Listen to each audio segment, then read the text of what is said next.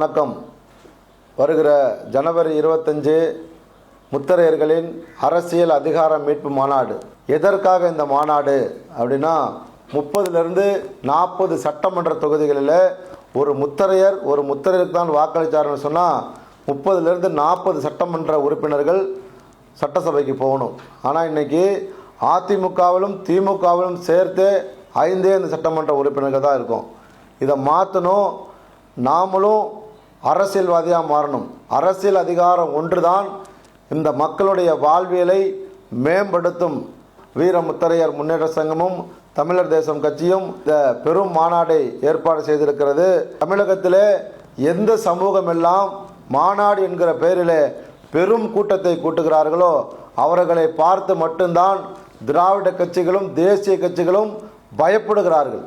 அவர்களுடைய கோரிக்கைகளை நிறைவேற்றுகிறார்கள். வன்னியர் சமூக மக்கள் வருடத்திற்கு ஒரு முறை சித்திரை முழுநிலவு பெருவிழா என்கிற பெயரில் மாமல்லபுரத்திலே 5லிருந்து 7 லட்சம் பேர் கூடுகிறார்கள். பறையர் சமூக மக்கள் விடுதலை சிறுத்தைகள் என்கிற பெயரில் கடைசியாக நடத்திய மகளிர் மாநாட்டில் 7 லட்சம் மகளிர் கலந்திருக்காங்க. எந்த சமூகமெல்லாம் தமிழகத்திலே அமைப்பாக திரளுகிற சமூகமாக எந்த சமூகமெல்லாம் இருக்கிறதோ அவர்களை பார்த்து மட்டும்தான் திராவிட கட்சிகள் பயப்படுகிறது. அவர்களை கூட்டணி என்கிற பெயரிலே ஒட்டுமொத்தமாக அந்த சமூக மக்களுடைய வாக்குகளை பெறுவதற்காக அவர்களை சட்டமன்ற, பாராளுமன்ற, உள்ளாட்சி பிரதிநிதி ஆக்குகிறார்கள். அதே போல இந்த முத்தரையர் சமூகமும் தமிழர் தேசம் என்கிற பெயரில் சட்டமன்ற, பாராளுமன்ற, உள்ளாட்சி பிரதிநிதியாக வந்தால் மட்டுமே நமக்கான அரசியல் அதிகாரம் கிடைக்கும். அந்த அரசியல் அதிகாரம் கிடைக்க வேணும்னு சொன்னால் நாமெல்லாம் பெரும் கூட்டமாக திருச்சியிலே கூடணும்.